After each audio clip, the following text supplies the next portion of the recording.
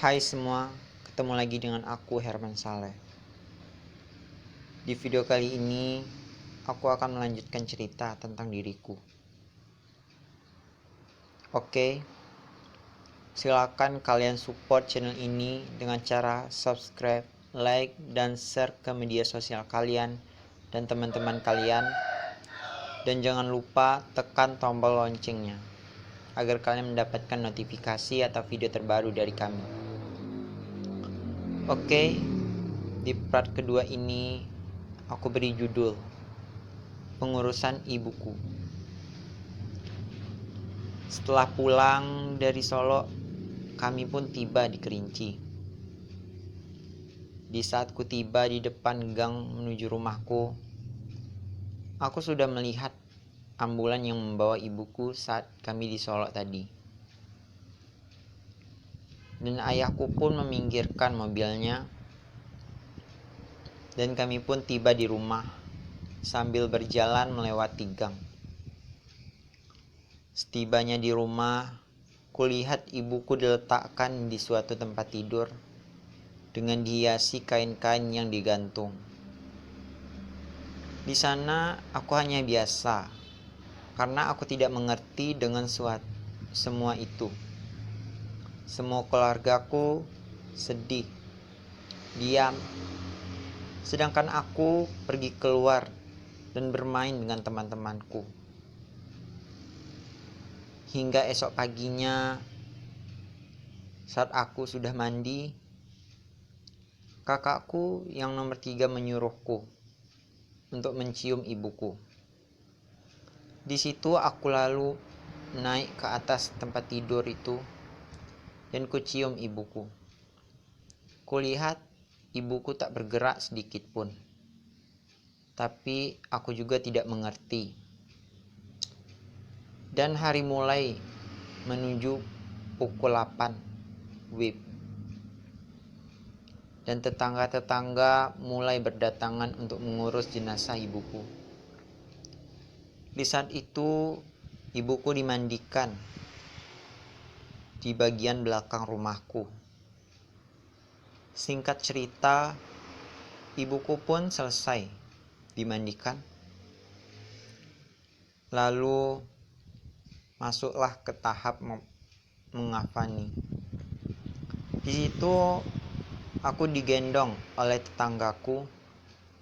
Kulihat ibuku dikafani dan diberi sepotong bunga mawar di telinganya. Semua kakakku nomor 1, nomor 2, nomor 3, nomor 4 menangis, sedangkan aku hanya diam. Setelah dikafani ibuku, dimasukkan ke dalam keranda.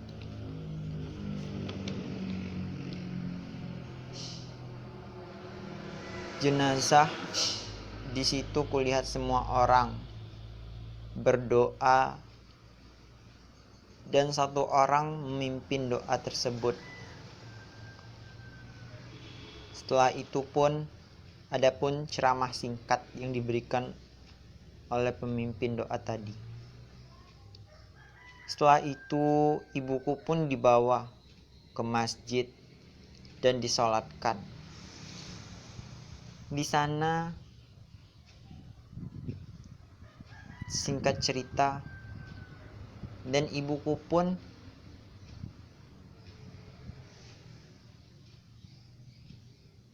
dinaikkan kembali ke mobil ambulan. Dan kami pun melanjutkan perjalanan menuju pemakaman. Di sana kulihat jalan yang kami tempuh sangatlah curam. Karena jalan yang kami tempuh adalah bebatuan. Dan letaknya pun di atas perbukitan. Kami harus memberhentikan mobil di bawah bukit tersebut dan membawa jenazah ibuku sambil mendaki bukit tersebut. Di sana aku seperti anak-anak biasa, tidak sedih sedikit pun. Aku seperti orang yang tidak kehilangan siapapun. Singkat cerita, kami pun tiba di puncak bukit tersebut,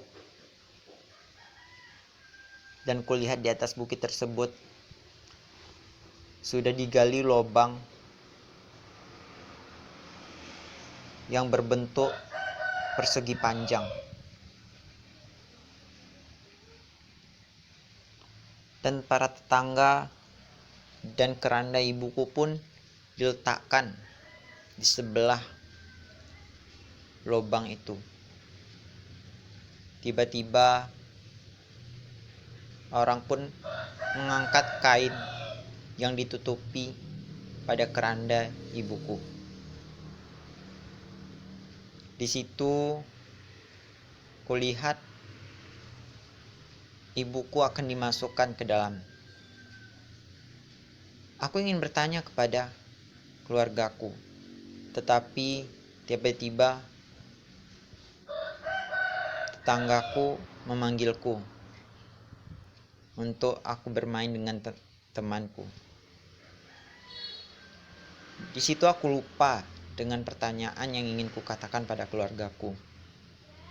Di situ kulihat keluargaku menangis saat melihat ibuku akan dimasukkan ke dalam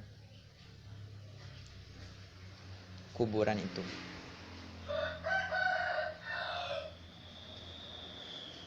Setelah beberapa jam, aku pun kembali ke tempat lubang itu. Dan kulihat lubang itu sudah dipenuhi dengan tanah yang menggembung di atasnya. Aku pun bertanya kepada ayahku, "Ya, di mana ibu?" Di situ kulihat ayahku hanya terdiam dan meneteskan air mata. Setelah kulihat, aku pun pergi kembali kepada temanku.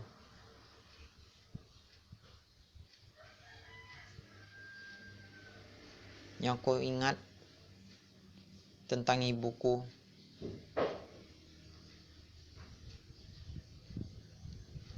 dari mulai wajahnya,